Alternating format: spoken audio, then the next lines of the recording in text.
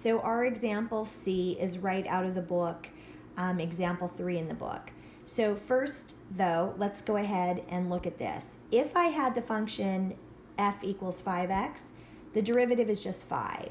Even if the function started x times 5 instead of 5x, the derivative is still just going to be 5, right? I still get the same answer in both cases, whether the question was asked x times 5 or 5x. So that's going to be important where you see all of these multiple variables within the same term below.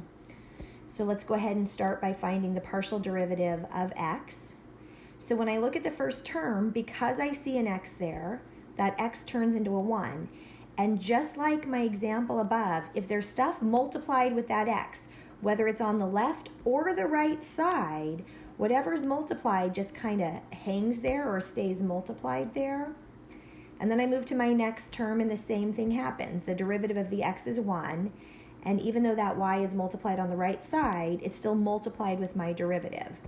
So my final answer is y squared z cubed plus y. Don't factor unless you're told to.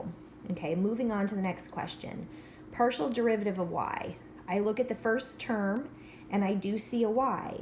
So that x that was in front of the y will be multiplied with my derivative. The y squared becomes 2y. And that z cubed was multiplied, so it stays multiplied. I next look at the second term, xy.